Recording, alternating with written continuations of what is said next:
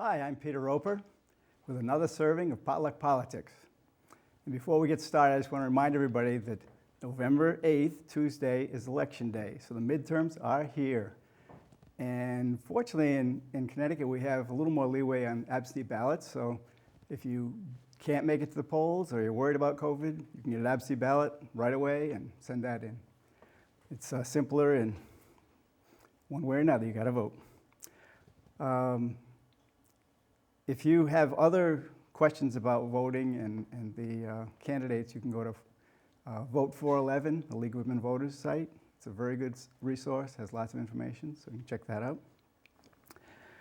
out. Today's guest, we're happy to announce, is Farouk Rajab, Democratic candidate for Connecticut's 18th district seat. And Farouk, thank you for joining us. And you might want to describe your district so people know which district is the 18th. Well, it's the eastern, well, first, thank you for having me, Peter, but Sure. it's the eastern part of Connecticut all the way up to Sterling without Ledger. So it's Sterling, Plainfield, Voluntown, Preston, Griswold, North Stonington, and Groton. Yeah, pretty big area. It is.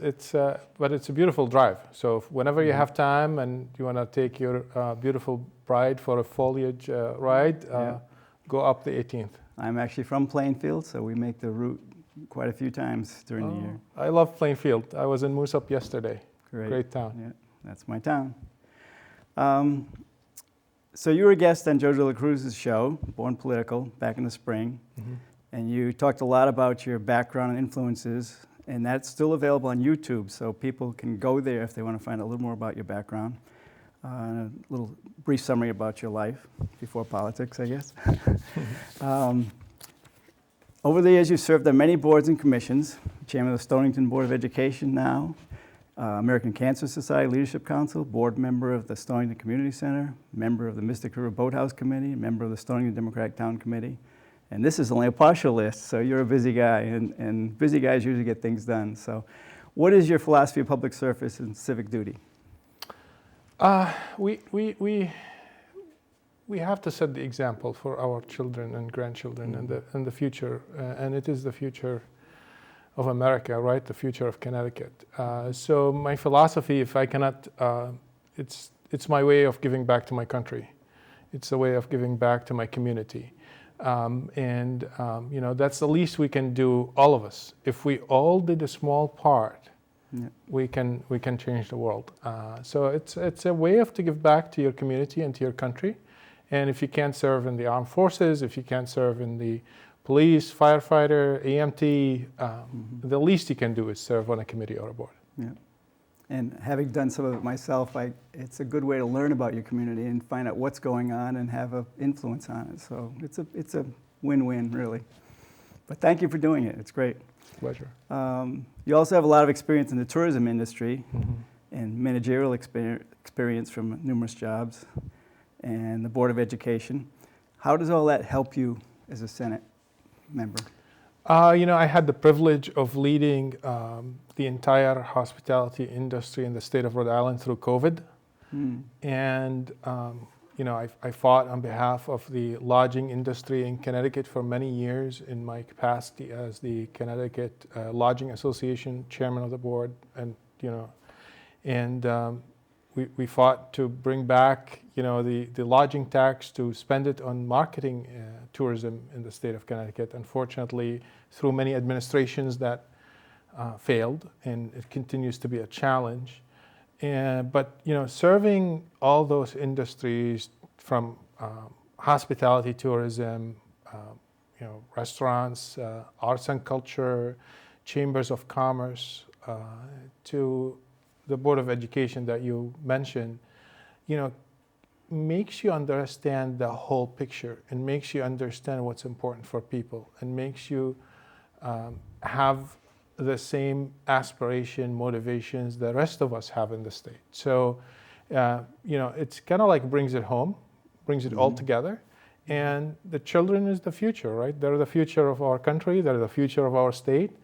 And, serving on the Board of Education helped me understand, the directive that comes from Hartford and the overburdening of our public schools with regulations and standards that are not always, anything that comes from Hartford has to be focused on making the best education possible for our children. And if it's not that, it needs to come off the books. So, going to Hartford, I'm going with a mission, is to improve education from pre-K to 12 to entire state of Connecticut.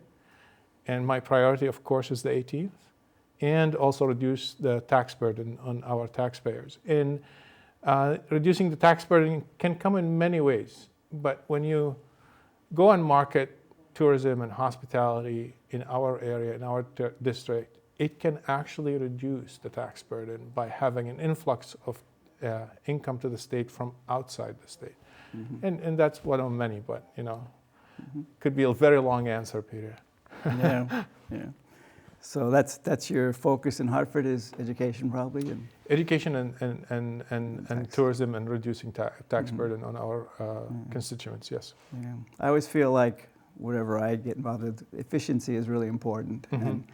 And government, I think, is really important and works pretty well most of the time, but it can always be made more efficient, and that saves taxes. So I 100% agree with you. I ran... you probably know that from being in industry, because industry doesn't like to waste money either.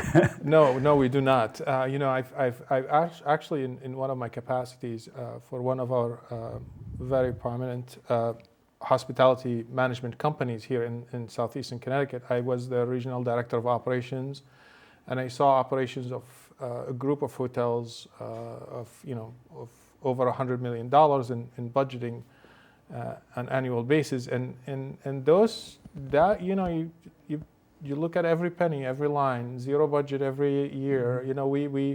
We did a lot, and it's people money. If you're running a hotel or if you're running the state, it's the people's money, and you need to be careful about that. Yeah. What committees do you have in mind to be on in the Senate if you get there? Finance. I'm passionate about that, and education. As I shared with you, pre-K through 12 education is a priority of mine. It needs to be a priority of everybody, but it is a priority of mine. And those are two committees that education and finances, I'm very interested in. There's some local issues that people are kind of riled up about. You got any thoughts about those? The Mystic Oral School Development Project, the Branford Manor issues with mold, and data center proposal, affordable housing in Potluck. Those are all local issues, but they do interact with the states pretty directly, and most of them. They do, and I've voiced my concern about the oral school project. I wrote a letter to the governor. I've tried to publish that letter at the day, unsuccessfully. I think it was too long, but I'm not opposing, the data centers as a concept, but in terms of a data center in Groton, I support what the people voice was. They did not want it here, and I would 100% support that. And you brought the oral school, the data center, the Branford Manor, Branford Manor, affordable housing. Branford Manor is disgraceful, to be honest with you, and shame on everybody who's in office, federal, state, whomever, that we got to this point, right? And it's been years in the making. It didn't happen overnight. It didn't happen with one person in office, and it didn't happen with one city council. Or it happened over many years. But we're here, and people should be accountable. This is not an acceptable living conditions, and health of people is no joke, and they need to be responsible for providing livable conditions, and they're getting paid. They're getting paid for it, and the price of entry is livable conditions, and they're not providing that. And on the affordable housing in Potluck, and I'm from Potluck, by the way, so it's my town, and I get what the people are talking about. The Campbell Grain building is an ambitious project, but like anybody from Pawcatuck will tell you, it's traffic congestion, it's location.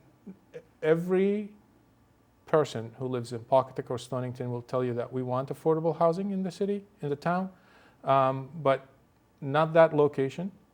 And I heard them and I understand them and I support that actually. There's plenty of other locations in Pawcatuck that could offer a affordable housing. Now, the other issue is infrastructure when we talk about affordable housing. Mm-hmm. And the sewer system in Stonington needs lots of help. And bonding and increasing taxes on the residents is not the, it's the solution. But there can be help from Hartford in that. And our legislators should be fighting for ways to get funding for infrastructure projects to support affordable housing in those towns and cities. Because, town of Stonington, it's going to be big expense. Mm-hmm. And to revamp their sewer system. Yeah. And the oil school property, I think, is a valuable piece that could be developed, but the proposal that came up and the proposer, I guess, were not acceptable. Yeah, and, I mean... at first I thought it did sound pretty good, but the more information that came out, the less... I less agree. acceptable it was, because it's too much. I agree with you 100%. Selling it for $1 is a little bit strange for me. But even let's assume a sale for $1 is acceptable. But there has to be a commitment from the developer of what we're developing, for how much, what we're doing, and plus the developer was getting funded by the state to remedy the site. And at the end of the day, with no commitment to the town of Groton. Mm-hmm. That's not acceptable. Yeah. I was on the planning commission for 24 years, I guess, in Groton.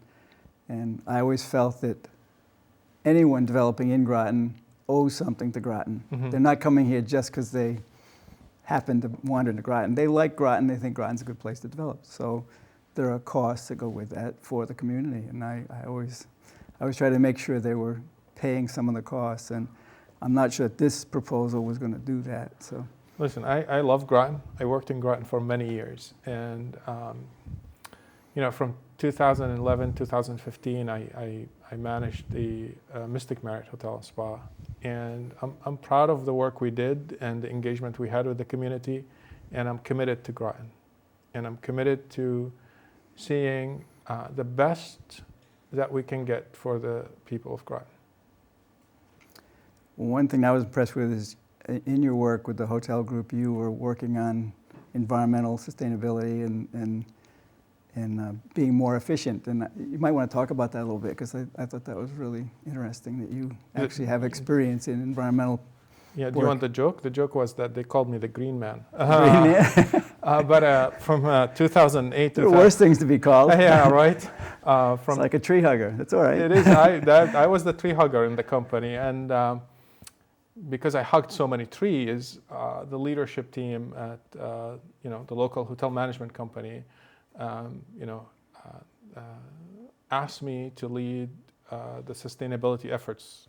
Local hotel management companies, the Waterford Hotel Group, but they asked me to lead the sustainability effort for the Waterford Hotel Group. And from 2008 to 2011, I was their sustainability champion. We were able to get 23 hotels, certified as sustainable operation, and Great. through many initiatives that we implemented, and I think many of them even went to go, beyond the Waterford Hotel Group, because we championed, the reuse of towels and sheets. We championed that, not to replace in stay-over rooms. We didn't replace the bar soap every day and the shampoo, because there's a life expectancy to that bar Right. soap. Why not use it longer? And I did many projects from converting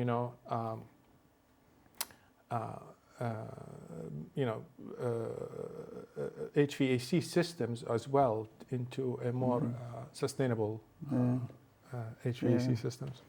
Yeah, to me, our saving energy is the best option.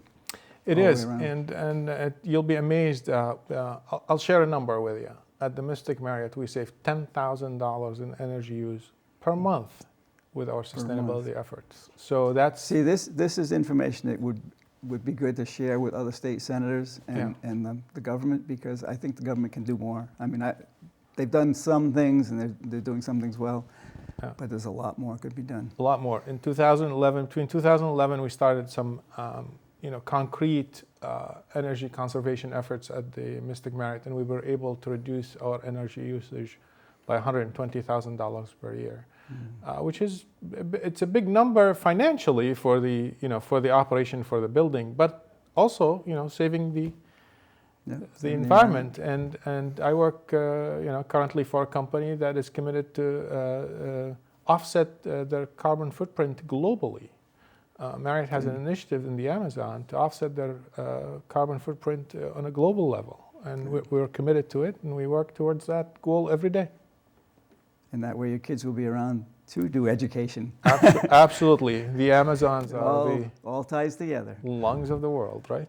And I guess while we're on this topic of environment, which is near and dear to me, and I think it is to you too, your opponent, which we're not going to give her any publicity, but she actually got a 42% rating this last session on environmental issues from the League of Conservation Voters. That's a concern to me, because our representatives should be doing better than that, I think. And I'd like you to address that if you have any comments.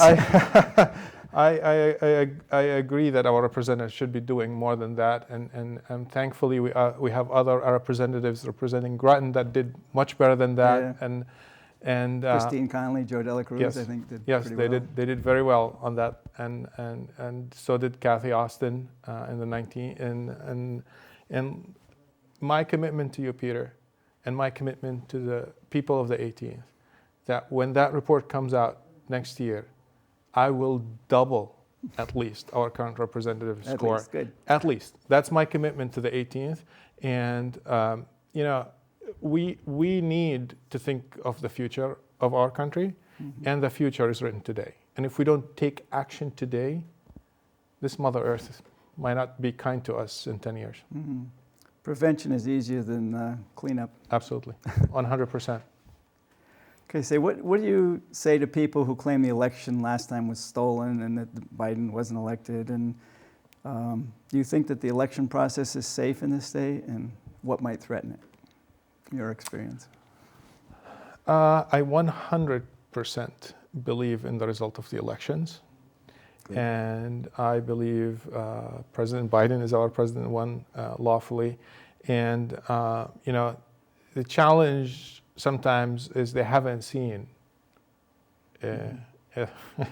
illegal elections. And I'll tell you, our election is secured and safe, and the people like you and I and many others who volunteer, and the poll workers who go and volunteer and watch on our behalf and make sure these elections are safe, will tell you that that it is safe. I'm worried about actually this propaganda to threaten our elections. That's what I'm worried about. I'm worried about a January 6th. I know. That's a scary thing. We need to be very worried, because people who push that agenda, the January 6th agenda, are what is threatened to our democracy. Exactly. Our democracy is safe now. Can we do more? Yes, we can do more. We can do more. We can do more, but it's not everything you hear is true, and people will behave on fake news, and let's not give them that. Yeah. And I want to remind everybody on this election day, you can vote for more days of voting. So that's an important item on the agenda that people are going to skip if they don't pay attention. So you can vote for more voting days, and you should. And let me tell you, I 100% also support early voting in Connecticut. Yeah. And early voting gives everybody the chance. It's the greatest honor we have as American. It's a privilege to have that right. Absolutely. To vote. And don't take it away from the teachers and the hard workers and the McDonald's workers and the dishwashers. For many years, I had to work very hard, and it wasn't easy to take a day off. because taking a day off meant I could pay my electric bill that month or not. Meant that I could put food on the table that month or not.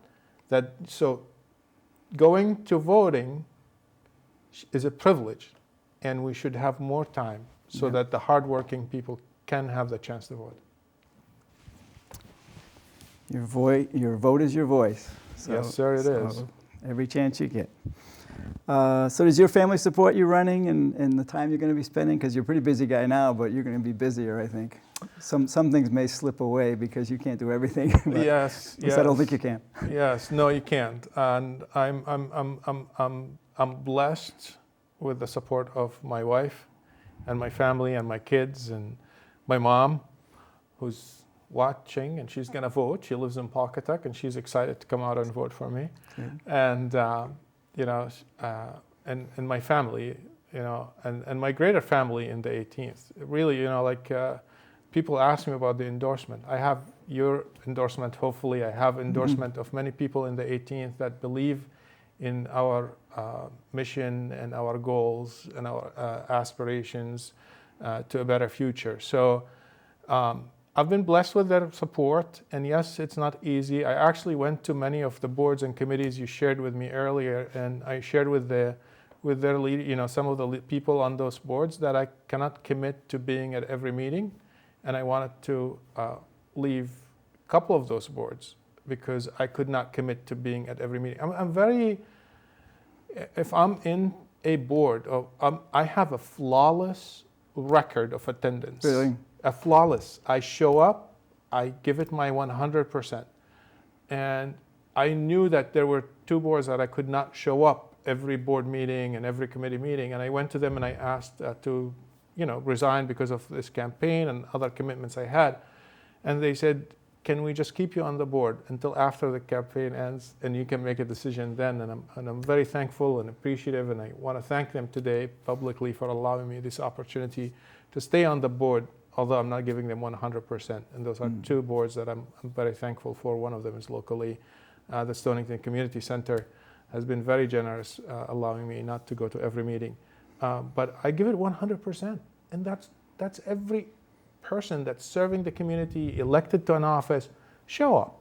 Show up what you promised, what you committed to, because I will show up, and I will, and I have the support of my family, and I'm very grateful for it. So, but it's not easy. It's hard, but that's what I signed up for, and I sign up for hard work every day, and bring it on.